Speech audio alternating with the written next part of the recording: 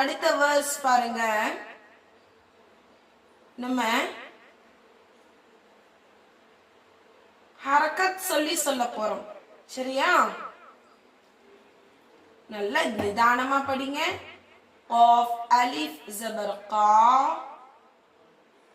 لام زبر لا قال لام ألف زبر لا தா ஹம்சா ஜபர். இந்த இடத்துல அலிஃப் கொடுத்துருக்காங்க. ஓகே, இப்போ இதை நம்ம தனியா படிச்சுக்கிறோம். தா பேஷ் து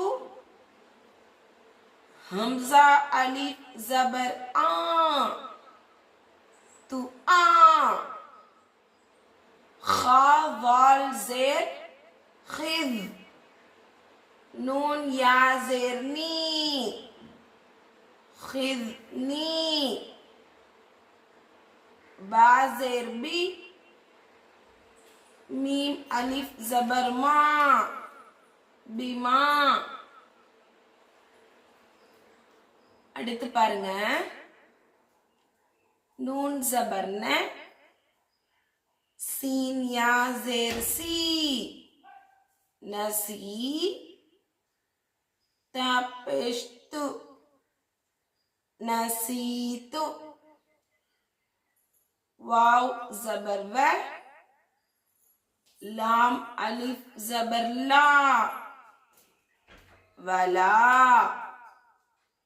तारा पेश तुर वला तुर हा काफ जेर हिक. இந்த காஃப்க்கு மேல சுக்குன் கொடுத்திருக்காங்க. இது குண்டு காஃப். ஓகேவா? இது கல்கலாவுடைய 5 லெட்டர்ஸ்ல ஒன்று. முன்னாடி உள்ள எழுத்தோட சேர்த்து அசைச்சி சொல்லணும். ஹிக் நூன் யா ஜெர்னி ஹிக்னி மீம் நூன் ஜெர் பின் अलिफ मीम जबर अम राया जेर री अम्री. இந்த அம்ரி இந்த வார்த்தைக்கு முழுவதும் சட்டம் சொல்லிட்டே பாடம் போடுங்க. அடுத்து ஐன் சீன் பேஸ் உஸ் சொல்லுங்க. ஐன் சீன் பேஷ் உஸ் ராதோ ஜபர் ரன் உஸ் ரன். ஓகேவா? இன்ஷா 3 நாள் பயிற்சி பாடமாக இதை நீங்க ஒவ்வொரு பார்ட்டா படிச்சியும் போடலாம், அல்லது உங்களுக்கு ஃபுல்லாவும் போட முடியும் அப்படின்னாலும் தாராளமா போடலாம்.